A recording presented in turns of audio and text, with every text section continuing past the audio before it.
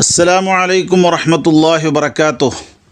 പ്രിയമുള്ളവരെ, ഇപ്പോൾ നമ്മുടെ നാട്ടിൽ വളരെയധികം ചൂടുപിടിച്ച ചർച്ച നടക്കുന്നത് ഹരിഹരൻ ഹരമായി പറഞ്ഞ ഒന്ന് രണ്ട് ഫലിതങ്ങളാണ്. മതപരമായ വിഷയങ്ങളെ പരിഹസിക്കുന്ന വിഷയത്തിൽ എല്ലാവരും മത്സരിച്ചു കൊണ്ടിരിക്കുന്ന ഒരു കാലമാണിന്ന്. മതത്തിൻ്റെ ആൾക്കാരും രാഷ്ട്രീയക്കാരുമൊക്കെ മതത്തിൻ്റെ ചിഹ്നങ്ങളെയും അതിൻ്റെ പ്രവൃത്തികളെയും അതിൻ്റെ കർമ്മങ്ങളെയുമൊക്കെ തെരുവിലിട്ട് സ്റ്റേജിലിട്ട് വലിച്ചേച്ച് പിച്ചിച്ചീന്തി വലിച്ചെറിയുന്ന വിഷയത്തിൽ മത്സരിച്ചു കൊണ്ടിരിക്കുകയാണ്. അതേസമയം വേറെ ഏതെങ്കിലും മതത്തിൻ്റെയൊക്കെ കാര്യങ്ങൾ പറയുകയാണെങ്കിൽ അതൊന്ന് പറയുമ്പോഴേക്കും പൊള്ളുന്ന, കേസെടുക്കാത്തതിൻ്റെ പേരിൽ പരാതിപ്പെടുന്ന ഒരവസ്ഥയും കാണാറുണ്ട്. എന്നാൽ ഇവിടെ സ്ത്രീ വിരുദ്ധ പരാമർശം നടത്തിയ ആ മാന്യൻ അദ്ദേഹത്തിൻ്റെ ഹരമായിട്ട് പറഞ്ഞ മറ്റൊരു കാര്യം എന്താണ്? ഒരു പണ്ഡിതൻ കോഴിക്കോട് നടന്ന ഒരു പരിപാടിയിൽ വെച്ച്, മാർക്സിസ്റ്റ് പാർട്ടിയുടെ ഒരു പരിപാടിയിൽ വെച്ച് സ്റ്റേജിൽ നിന്ന് നിസ്കരിക്കാൻ മുട്ടി. അദ്ദേഹത്തിന് എന്താ കുറച്ച് കഴിഞ്ഞിട്ട് നിസ്കരിച്ചാൽ പോരെ, അല്ലെങ്കിൽ പള്ളിയിൽ പോയി നിസ്കരിച്ചാൽ പോരെ, ആ സ്റ്റേജിന്മേൽ നിന്ന് തന്നെ നിസ്കരിക്കാൻ അങ്ങനെ മുട്ടേണ്ട ആവശ്യമുണ്ടോ എന്നൊക്കെ ചോദിച്ചുകൊണ്ട് മതത്തിൻ്റെ കാര്യങ്ങളെ പരിഹസിച്ചുകൊണ്ട് അദ്ദേഹം പറയുന്നു. അദ്ദേഹത്തിൻ്റെ മതം ഏതാണെന്നറിയില്ല, അദ്ദേഹം ഒരു മതമില്ലാത്ത പാർട്ടിൻ്റെ ആളാണെന്ന് മനസ്സിലാകുന്നത്. ഏതായാലും അത് വലിയ ചർച്ചയായിട്ടുണ്ട് നിസ്കരിക്കാൻ മുട്ടുക എന്ന് പറഞ്ഞ വിഷയം. ഇവിടെ മുസ്ലിമായ ഏതെങ്കിലും ഒരാൾ മറ്റുള്ള മതക്കാരുടെ ആരാധന ബുദ്ധിപരമല്ല, ഏകദൈവം വേണം, പല ദൈവങ്ങൾ ശരിയല്ല എന്നൊക്കെ പറഞ്ഞാൽ അപ്പം തന്നെ കേസെടുക്കാൻ വരുന്ന ഇവർക്കൊന്നും ഇസ്ലാമിലെ ഈ ഒരു കാര്യത്തിനെ പരിഹസിച്ചുകൊണ്ട് ഹരഹരമായിട്ട് ഹരിഹരൻ പറഞ്ഞതൊന്നും ഒരു പ്രശ്നമായി വന്നു വപിക്കുന്നില്ല. മുസ്ലിങ്ങൾ ആരെങ്കിലും ഇങ്ങനെ പറയണമെങ്കിൽ ചിലപ്പോൾ ഞാൻ പറഞ്ഞ മാതിരി സാധാരണ പറയാറുള്ള പോലെ തന്നെ ഏതെങ്കിലും ജഡ്ജി കേട്ടാൽ മതി, അദ്ദേഹത്തിന് ന്യൂസ് എത്തിയാൽ മതി കേസെടുക്കാൻ. ഇവിടെ അതൊന്നും കാണുന്നില്ല. അപ്പോൾ ഇവിടെ ഇസ്ലാമിൻ്റെ ഒരു ആരാധന, അതിൽപ്പെട്ട ഒരു മെമ്പർ അദ്ദേഹം ചെയ്തതിനെ പരിഹസിച്ച് അത് പത്രങ്ങളിലും സോഷ്യൽ മീഡിയയിലും ഒക്കെ ചർച്ചയാക്കിക്കൊണ്ട് നടക്കുകയാണ്. രാഷ്ട്രീയക്കാർക്ക് ഇതിൻ്റെ ആവശ്യം ഉണ്ടായിരുന്നില്ല. കാരണം ഇത്തരം കാര്യങ്ങൾ മതപരമായ വിഷയമാണ്, മതവും രാഷ്ട്രീയം കൂട്ടിക്കുഴക്കരുത് എന്നാണല്ലോ പലരും പറയുന്നത്. ആ രീതിയിൽ മതത്തിൻ്റെ കാര്യങ്ങൾ ചെയ്യുന്നവർ ചെയ്യട്ടെ, അവർ വ്യക്തിപരമായ വിഷയങ്ങളാണല്ലോ അത് എന്ന് പറഞ്ഞ് ഒഴിവാക്കി കൊടുക്കുകയാണ് വേണ്ടത്. അതിന് പകരമായി ഇതിനെ എല്ലാ നിലക്കും പൊടിപ്പും തൊങ്ങലും വെച്ച് വിമർശിക്കാനുള്ള മാർഗമാക്കി മാറ്റാനാണ് രാഷ്ട്രീയക്കാർ ഇന്ന് മത്സരിച്ചു കൊണ്ടിരിക്കുന്നത്. ഹരിഹരൻ അതങ്ങനെ ഹരമായി പറഞ്ഞുവെങ്കിലും അത് ചൂടുള്ളൊരു വിഷയമായിട്ട് ഇപ്പോൾ ചർച്ചയ്ക്ക് വന്നിരിക്കുകയാണ്. ഇവിടെ അദ്ദേഹം പറഞ്ഞതും മറ്റും പരിശോധിക്കുമ്പോൾ മതം വെറുത്തിരുന്ന ഒരു വിഭാഗം മതത്തെ പരിഗണിക്കാൻ തയ്യാറാകുന്നു എന്നതാണ് ഇതിൽ നിന്ന് നമുക്ക് മനസ്സിലാകുന്ന ഒരു പോസിറ്റീവ് എനർജി. മതം എവിടെ ആരംഭിക്കുന്നു അവിടെ കമ്മ്യൂണിസം അവസാനിക്കുമെന്നും കമ്മ്യൂണിസം അവസാനിക്കുന്നിടത്ത് മതം ആരംഭിക്കുമെന്നും ഒക്കെ പറയുന്ന മാനിഫെസ്റ്റോ അടിസ്ഥാനത്തിൽ വന്ന ഒരു പ്രസ്ഥാനം, ആ പ്രസ്ഥാനത്തിൻ്റെ ഒരു വലിയ പരിപാടിയിലെ ആ സ്റ്റേജിൽ തന്നെ മതം ആരംഭിക്കുവാൻ അവസരം കൊടുത്തത് നല്ലൊരു ലക്ഷണമായി കണ്ട് അവർ കാലഘട്ടത്തിനനുസരിച്ച് പൊളിഞ്ഞ നയങ്ങളൊക്കെ തിരുത്തുന്നുണ്ടല്ലോ, അവരെ പ്രോത്സാഹിപ്പിക്കുകയാണ് വേണ്ടത്. മതം വേണമെന്നാണല്ലോ മഹാഭൂരിപക്ഷം ജനങ്ങളുടെ അഭിപ്രായം. അതുകൊണ്ട് ആ ദിശയിലേക്ക് അവർ വരട്ടെ എന്ന് വിചാരിച്ച് അതിന് പ്രോത്സാഹിപ്പിക്കേണ്ടതാണ് ആ പാർട്ടിക്കാരെയൊക്കെ. പക്ഷേ ആ പാർട്ടിക്കാർ അവിടെ സ്റ്റേജിൽ വെച്ച് ഒരു പണ്ഡിതൻ നിസ്കരിച്ചതിനെ തടയാത്തതിൻ്റെ പേരിലും ആ പണ്ഡിതൻ നിസ്കരിച്ചതിൻ്റെ പേരിലുമൊക്കെ വിമർശനം ഉന്നയിക്കുന്നത് ഒരിക്കലും ഒരാശാവഹമായ കാര്യമല്ല. അവർ മതത്തിനോട് താല്പര്യമില്ലാത്തവരാണെങ്കിൽ ഇപ്പോൾ അവർക്ക് മതത്തിനോട് താല്പര്യം വെച്ച് തുടങ്ങിയാൽ അതിനെ നമ്മൾ കെടുത്തിക്കളയേണ്ട ആവശ്യമില്ലല്ലോ. മുമ്പൊക്കെ മതപരമായ വിശ്വാസമുള്ള ആളുകൾക്ക്, പള്ളി കമ്മിറ്റിയിലുള്ള ആളുകൾക്ക് മെമ്പർഷിപ്പ് കൊടുക്കൂല എന്നായിരുന്നു മാർക്സിസ്റ്റ് പാർട്ടി പറഞ്ഞിരുന്നത്. ഇപ്പോൾ എത്രയോ ആൾക്കാർ അങ്ങനെ മെമ്പർഷിപ്പ് എടുത്തവർ നമ്മളെ ദൃഷ്ടിയിൽ തന്നെ ഉണ്ട്. അപ്പോൾ അത് നല്ലൊരു തിരുത്തലാണത്. അപ്പോൾ തോന്നിവാസത്തിൻ്റെ ഒരു ബൈലോയുമായി മുന്നോട്ട് വന്ന പ്രസ്ഥാനം ആ തോന്നിവാസം തിരുത്തിയിട്ട് നല്ല റൂട്ടിലേക്ക് വരുമ്പോൾ അതിന് പ്രോത്സാഹിപ്പിക്കേണ്ടതിന് പകരം അതിനെ എതിർക്കാൻ വേണ്ടിയിട്ടാണ് സർവ്വ രാഷ്ട്രീയക്കാരും സർവ്വ മതത്തിൻ്റെ ആൾക്കാരും വന്നുകൊണ്ടിരിക്കുന്നത് എന്ന് തോന്നിപ്പോവും. അല്ലെങ്കിൽ മതത്തിൻ്റെ ആൾക്കാരെന്നുള്ള ചില വിവരദോഷികൾ വന്നുകൊണ്ടിരിക്കുന്നത്. ഇവിടെ മതം ആരംഭിക്കാൻ വേണ്ടി അവർക്ക് താല്പര്യമുണ്ട് എങ്കിൽ മതത്തിനെക്കുറിച്ച് അവർ വെച്ചു പുലർത്തിയിരുന്ന ആശയങ്ങളൊക്കെ തിരുത്താൻ പറ്റില്ല എന്ന ഒരു മർക്കടമുഷ്ടി ആർക്കും ആവശ്യമില്ല.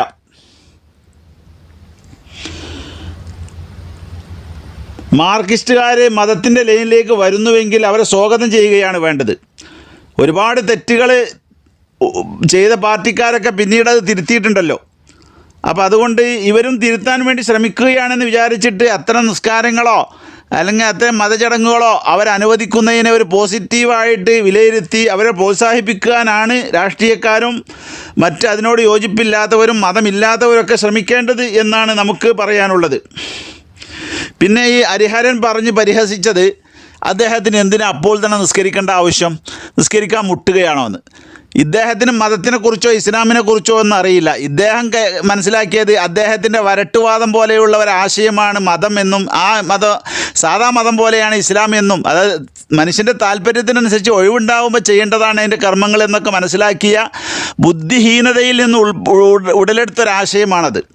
ഇവർക്കൊക്കെ ക്ലാസ് കൊടുത്തിട്ട് മതം എന്താണെന്ന് പഠിക്കാനുള്ള അവസരം ഉണ്ടാക്കുകയും പഠിക്കാൻ വേണ്ടി അവർ തയ്യാറാവുകയും ചെയ്യണം എന്നാണ്. അറിയില്ലെങ്കിൽ അല്ലെങ്കിൽ ദൂരെ നിന്നുകൊണ്ട് വെറുതെ വിമർശിച്ചാൽ അതിനനുസരിച്ചുള്ള കൂരമ്പുകൾ അവർക്ക് വരും എന്നതും അവർ പ്രത്യേകം ശ്രദ്ധിക്കേണ്ടതാണ്. ഇസ്ലാമിനെ സംബന്ധിച്ചിടത്തോളം മതകർമ്മം അവൻ്റെ ജീവിതത്തിലുടനീളം ഉണ്ടാകേണ്ട ഒരു കർമ്മമാണ്. ഇസ്ലാം വളരെ കർക്കശമായി ഓരോ മുസ്ലിമിനോടും പറയുന്നത് നിങ്ങൾ ഒരു ദിവസത്തിൽ 5 നേരം നിസ്കരിക്കണം. ആ 5 നേരത്തിനും സമയബന്ധിതമായിട്ട് നിർവഹിക്കണം. ഒന്നാകെ രാത്രി കൊണ്ടുപോയി തേവുന്നത് പോലെ അല്ലെങ്കിൽ ഒന്നായിട്ട് കൂട്ടിവെച്ച് കണ്ട് എണ്ണുന്നത് പോലെ പറ്റില്ല. ഓരോന്നിനും ഇന്ന സ്വലാത്ത കാനത്ത് അലൽ മുഅ്മിനീന കിതാബം മൗഖൂത്ത, നിസ്കാരം മുഅ്മിനീങ്ങളുടെ മേലിൽ മുസ്ലിങ്ങളുടെ മേലിൽ സമയബന്ധിതമായി നിശ്ചയിക്കപ്പെട്ട ഒരു ബാധ്യതയാണ് എന്നാ പറയുന്നത്. എന്ന് വെച്ചാൽ ളുഹർ 12 മണിക്കോ 12:30 മണിക്കോ നിസ്കരിക്കേണ്ട ളുഹർ അതിൻ്റെ സമയത്ത് തന്നെ നിർവഹിക്കണം. അതിന് നിശ്ചിതമായ സമയം നിശ്ചയിച്ചിട്ടുണ്ട്. അത് കഴിഞ്ഞാൽ അതിന് ടൈം കഴിഞ്ഞു. അതുപോലെ അസർ മഗ്രിബ് ഇശ ഓരോന്നിനും അതിൻ്റേതായ ടൈമുണ്ട്. ഇതിൽ വെച്ച് ഏറ്റവും കുറഞ്ഞ ടൈം മാത്രമുള്ള 2 നിസ്കാരങ്ങളാണ്, ഒന്ന് മഗ്രിബും മറ്റൊന്ന് സുബഹിയും. അപ്പോൾ അതുകൊണ്ട് മറ്റുള്ളതിനൊക്കെ വിശാലമായ സമയമുണ്ട്. 1, 2, 3 മണിക്കൂറൊക്കെ നീണ്ടുനിൽക്കുന്ന സമയങ്ങളുണ്ട് പലതിനും. അതിലേറെയുള്ള സമയമുള്ള നിസ്കാരം ഇശാ വേൾഡിനൊക്കെ വളരെ ദീർഘമായ സമയമുണ്ട്.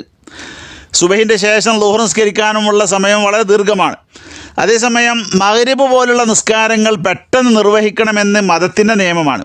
അവർ മുസ്ലിമായ ആൾ ഒരു പരിപാടിയിൽ പങ്കെടുത്തു എന്നതുകൊണ്ട് ഈ രാഷ്ട്രീയക്കാരെയും മതമില്ലാത്തവരെയൊക്കെ തൃപ്തിപ്പെടുത്താൻ വേണ്ടി അദ്ദേഹത്തിൻ്റെ ഔദ്യോഗിക മതത്തിൻ്റെ ചടങ്ങാകുന്ന നിസ്കാരം മാറ്റിവെക്കണം, നിസ്കാരത്തിന് മുട്ടാൻ പാടില്ല എന്ന് പറഞ്ഞാൽ അത് മതത്തിൻ്റെ നേരെയുള്ള കയ്യേറ്റമാണ്.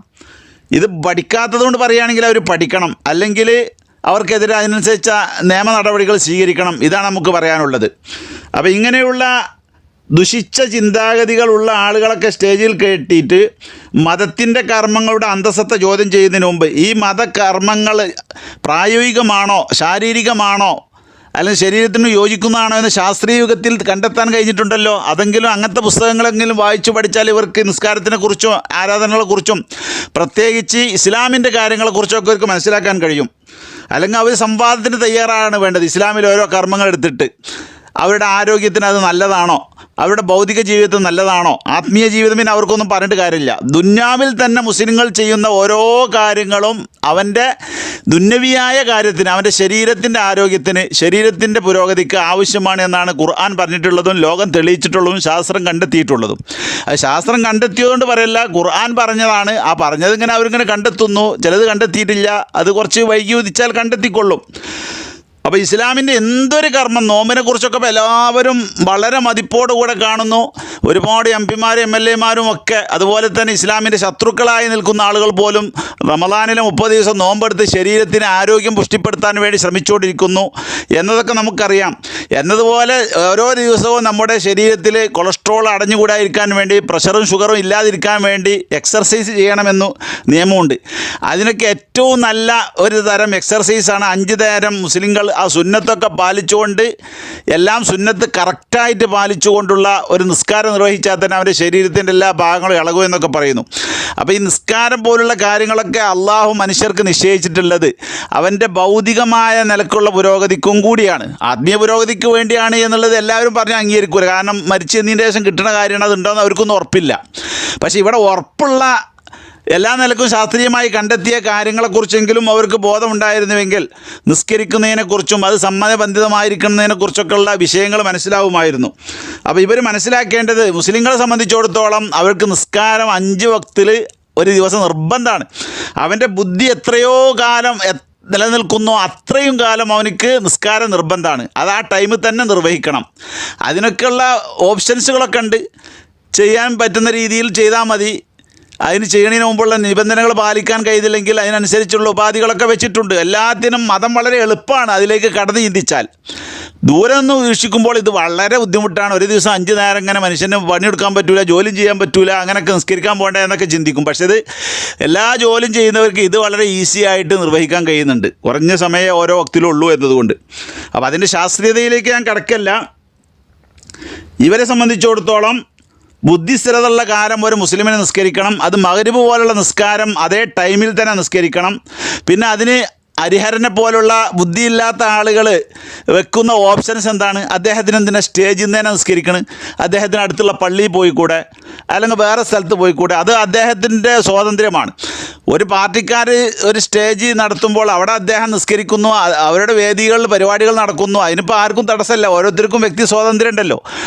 ആ പരിപാടി സംഘടിപ്പിച്ച ആളുകൾ തടയുന്നില്ല എങ്കിൽ അത് നിർവഹിക്കാൻ തയ്യാറാവുന്ന ആളുകളെ ഇവരെന്തിനെ പുറത്തു നിന്നും പ്രതിരോധിക്കേണ്ട ആവശ്യം? രാഷ്ട്രീയപരമായ അവരോട് അഭിപ്രായ വ്യത്യാസം ഉണ്ടെങ്കിൽ അത് വേറെ തീർക്കുകയല്ലേ വേണ്ടത്. പിന്നെ അദ്ദേഹത്തിന് പള്ളിയിൽ പോയിക്കൂടെ എന്നുള്ളത് അദ്ദേഹത്തിൻ്റെ ഓപ്ഷനാണ്. പള്ളിയിൽ പോകണോ വേണ്ടേ എന്ന് തീരുമാനിക്കേണ്ടത് അദ്ദേഹമാണ്.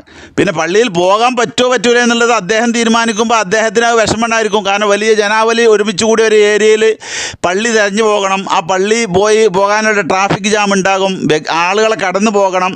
അപ്പോഴേക്കും തന്നെ അദ്ദേഹത്തിൻ്റെ സമയബന്ധിത ടൈം നഷ്ടപ്പെടും. അന്നൊക്കെ ചിന്തിക്കുമ്പോൾ അതൊക്കെ അദ്ദേഹം ചിന്തിച്ച് അദ്ദേഹത്തിന് മതപരമായ കാര്യങ്ങൾ പുലർത്താൻ വേണ്ടി ചെയ്യുന്ന കാര്യമാണ്. ഇതിലൊന്ന് ഇടപെട്ടുകൊണ്ട് പരിഹസിച്ചുകൊണ്ട് നിസ്കരിക്കാൻ മുട്ടി എന്ന് പറയുന്ന ഇത്തരം വിവരദോഷികളുടെ ജൽപ്പനങ്ങൾ മറുപടി അർഹിക്കുന്നതല്ല. അവർക്കൊക്കെ ശരിക്കും സംവാദത്തിന് തയ്യാറുണ്ടെങ്കിൽ അവരതിന് റെഡിയാവുകയാണ് വേണ്ടത് എന്നാണ് അത് സംബന്ധമായി പറയാനുള്ളത്. അപ്പോൾ ഒരു കൂട്ടർ നിസ്കാരാദി കാര്യങ്ങൾക്ക് വേദി അനുവദിക്കുന്നെങ്കിൽ അവരെ പ്രശംസിക്കുകയാണ് വേണ്ടത്. അവർ മുമ്പൊന്നും മതം പറ്റൂലാത്തവരായിരുന്നു, അതുകൊണ്ട് ഇനിയും അങ്ങനെ നിലനിൽക്കണമെന്ന് നമ്മൾ ആഗ്രഹിക്കാൻ പാടില്ല. നല്ല കാര്യങ്ങളിലേക്ക് ആളുകൾ വരുമ്പോൾ അവർ പ്രോത്സാഹിപ്പിക്കുകയാണ് വേണ്ടത്. തിരുത്തൽ ശക്തികൾക്ക് എല്ലാ നിലക്കും നമ്മൾ പ്രോത്സാഹനം നൽകുകയാണ് വേണ്ടത്. അപ്പോൾ വേറെ എവിടെയെങ്കിലും പോയി നിസ്കരിക്കുക എന്നുള്ളത് അദ്ദേഹത്തിൻ്റെ സ്വാതന്ത്ര്യത്തിൽ കൈയിട്ട് വാരലാണ് എന്നത് പ്രത്യേകം ശ്രദ്ധിക്കണം. ട്രാഫിക് ജാമും മറ്റൊക്കെ പരിഗണിച്ചായിരിക്കും അദ്ദേഹം പുറത്തു പോകാതിരുന്നത്. ഇനി പോയില്ലെങ്കിൽ ചോദ്യം ചെയ്യാൻ മറ്റുള്ളവർക്ക് ആർക്കും അധികാരമില്ല. സൗകര്യമുള്ളിടത്ത് നിസ്കരിക്കുകയാണ്. അദ്ദേഹത്തിന് അവിടെ വേദിയിലാണ് സൗകര്യമുള്ളത്, സംഘാടകർക്ക് തടസ്സവുമില്ല എന്നതാണ് ഇപ്പോൾ അതിൻ്റെ ബേസിക് അടിസ്ഥാനം. അതേസമയം ആ നിസ്കരിച്ച പണ്ഡിതൻ്റെ ലക്ഷ്യം എന്താണെന്ന് നമുക്കറിയില്ല. അത് ചിലപ്പോൾ അദ്ദേഹത്തിനക്ക് ഹജ്ജ് കമ്മിറ്റി ചെയർമാൻ സ്ഥാനം കിട്ടണമെന്നായിരിക്കാം, അല്ലെങ്കിൽ വഖഫ് ബോർഡ് ചെയർമാൻ സ്ഥാനം കിട്ടണമെന്നായിരിക്കാം. കൈ നനയാതെ മീൻ പിടിക്കണമെന്ന് ലക്ഷ്യമുള്ള ഒരാളാണെന്ന് അദ്ദേഹത്തിനെ കുറിച്ച് പറഞ്ഞു കേട്ടിട്ടുണ്ട്. ഈ പണ്ഡിത സമൂഹം 2 സമൂഹമാക്കി മാറ്റുന്നതിൽ 90% സേവനം ചെയ്ത, കൃത്രിമമായി സേവനം ചെയ്ത, ഒരുപാട് കള്ളത്തരങ്ങൾ ഒപ്പിച്ച ഒരു മാന്യനാണ് അദ്ദേഹം എന്നുള്ളത് പ്രചാരം നേടിയ കാര്യമാണ്. അതുകൊണ്ട് ഇപ്പോൾ LDFന് പിടിപെട്ടിട്ടുള്ള ഇവരെ സഹായിച്ചുകൊണ്ടിരിക്കുകയാണ് അവർ എന്ന്. കൈ നനയാതെ മീൻ പിടിക്കണം എന്നാണ് അവരാഗ്രഹിക്കുന്നത്. നടന്നുകൊണ്ടിരിക്കുന്നു.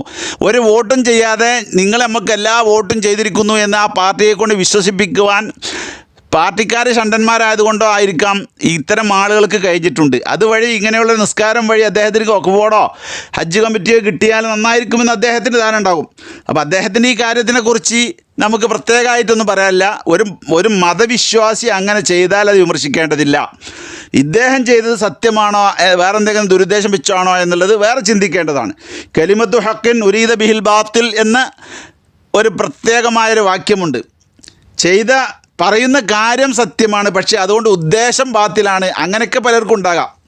നിസ്കാരത്തിനോട് പ്രത്യേകം താല്പര്യം ഉണ്ടായതുകൊണ്ടാകണമെന്നില്ല ആ വ്യക്തി ചിലപ്പോൾ നിസ്കരിച്ചിട്ടുണ്ടാവില്ല. നമ്മളങ്ങനെ ധരിക്കേണ്ട, നല്ല നിലക്ക് ധരിക്കുക. അയാൾക്ക് താല്പര്യം ഉണ്ടായതുകൊണ്ട് തന്നെയാണ് അതിന്.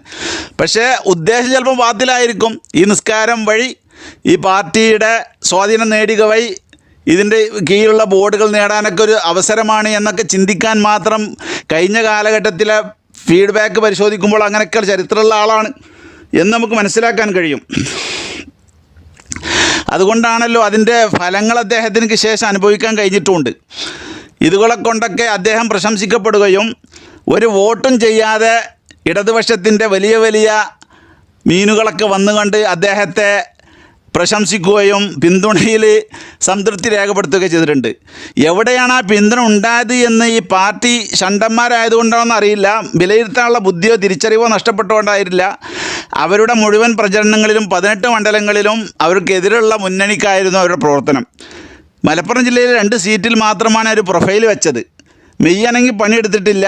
കൈ നനയാതെ മീൻ പിടിക്കാൻ വേണ്ടി ഞങ്ങൾ പിന്തുണ വാക്കുകൊണ്ട് പറഞ്ഞിട്ടുണ്ട് എന്നല്ലാതെ കർമ്മത്തിലൂടെ ചെയ്തിട്ടുണ്ട് എന്ന് തെളിയിക്കണമെങ്കിൽ ആ 2 സ്ഥാനാർത്ഥിയും വിജയിച്ചിരിക്കണം. അത് വിജയിക്കാൻ പോകുന്നുണ്ടോ എന്നുള്ളത് റിസൾട്ടിന് ശേഷം പറയാവുന്നതാണ്. ബുദ്ധിയുള്ളവർക്കും രാഷ്ട്രീയ കാഴ്ചപ്പാടുള്ളവർക്കും ആര് ജയിക്കും, ആര് തോൽക്കും, ആര് വോട്ട് ചെയ്തു, ആര് വാക്കുകൊണ്ട് സപ്പോർട്ട് ചെയ്തു, വാക്കുകൊണ്ട് മാത്രം സപ്പോർട്ട് ചെയ്ത് കർമ്മം കൊണ്ട് ചെയ്യാത്തവരാര് എന്നൊക്കെ തിരിച്ചറിയാൻ എപ്പം തന്നെ കഴിഞ്ഞിട്ടുണ്ട്. അത് കഴിയാത്തവർ ഇങ്ങനത്തെ ആളുകളുടെ വഞ്ചനയിൽ പെട്ടുകൊണ്ടിരിക്കുകയും ചെയ്യും. ചുരുക്കി പറഞ്ഞാൽ ഇത്തരത്തിലുള്ള മതവേദികളിലോ എവിടെ വെച്ചുള്ള മുസ്ലിമിൻ്റെ അല്ലെങ്കിൽ മറ്റൊരു മതവിശ്വാസിയുടെ കർമ്മം പരസ്യമായി ചെയ്യുന്നതിനെ വിമർശിക്കുന്നത് ബുദ്ധിപരമല്ല. അത് എല്ലാ നിലക്കും അദ്ദേഹത്തിൻ്റെ വ്യക്തി സ്വാതന്ത്ര്യത്തിലും മതസ്വാതന്ത്ര്യത്തിലും കൈകടത്തലാണ്. ഇങ്ങനെ മതം പഠിക്കാതെ മതത്തിനോട് ശത്രുതാഭാവം വെച്ച് പുലർത്തിക്കൊണ്ട് മതത്തിൻ്റെ കാര്യങ്ങളൊക്കെ എതിർക്കുകയും വെറുക്കുകയും ചെയ്യുന്ന ആളുകൾ പുനരാലോചനയ്ക്ക് വിധേയമാകണം. ഇങ്ങനെ ഒരു നിസ്കാരം ഒരു മനുഷ്യൻ നിസ്കരിച്ചതിൻ്റെ പേരിൽ വിമർശിക്കേണ്ടതില്ല. ആ പാർട്ടി അതിന് മുമ്പ് എതിരായിരുന്നെങ്കിൽ ഇപ്പോൾ അനുകൂലമായിരുന്നെങ്കിൽ അങ്ങനെ ആ അനുകൂലാവസ്ഥ നിലനിർത്താൻ വേണ്ടി ശ്രമിക്കുകയാണ് വേണ്ടത്. പക്ഷേ ഓരോരുത്തരും ചെയ്യുന്ന അമലിൻ്റെ ലക്ഷ്യം അള്ളാഹു അറിയും. അതുകൊണ്ട് അദ്ദേഹത്തിൻ്റെ ടൈമിൽ നിസ്കരിക്കലാണ് അദ്ദേഹം ഉദ്ദേശിച്ചെങ്കിൽ അതിന് അദ്ദേഹത്തിന് പ്രതിഫലം കിട്ടും. അല്ലെങ്കിൽ ചെയർമാൻ സ്ഥാനമാണെങ്കിൽ അതിനുള്ള പ്രതിഫലം വേറെ ആയിരിക്കും. അത് ചിലപ്പം ദുന്യാവിൽ നിന്ന് തെറ്റിദ്ധരിപ്പിച്ചോ മറ്റുള്ളവരെ കബളിപ്പിച്ചോ നേടിയെടുത്തെന്ന് വരാം. നമ്മുടെ ചർച്ച അതല്ല, വിഷയത്തിലേക്കാണ്. ആ വിഷയം വിമർശിക്കാൻ മറ്റുള്ളവർക്ക് അധികാരമില്ല. അദ്ദേഹത്തിൻ്റെ ലക്ഷ്യം എന്താണോ അത് അള്ളാഹു തിരിച്ചറിയും, അതുപോലെ അള്ളാഹു പ്രതിഫലം കൊടുക്കുകയും ചെയ്യും. ഇത് മാത്രമാണ് അതിനെ സംബന്ധിച്ച് നമുക്ക് വിശദീകരിക്കാനുള്ളത്. ഇങ്ങനെയുള്ള വീഴ്പ്പലക്കുകൾ നടത്തി മതത്തിൻ്റെ കാര്യങ്ങൾ ചോദ്യം ചെയ്യൽ നിന്ന് വിവരദോഷികൾ പിന്തിരിയണം, രാഷ്ട്രീയക്കാർ പ്രത്യേകിച്ചും പിന്തിരിയണം എന്ന് ഉണർത്തുകയാണ്. അള്ളാഹു എല്ലാ ഖൈറിനും അവസരം നൽകുമാറാവട്ടെ. വാഖിറു ദഅവാനാ അൽഹംദുലില്ലാഹി റബ്ബിൽ ആലമീൻ. അസ്സലാമു അലൈക്കും വറഹ്മത്തുള്ളാഹി വബറകാതുഹു.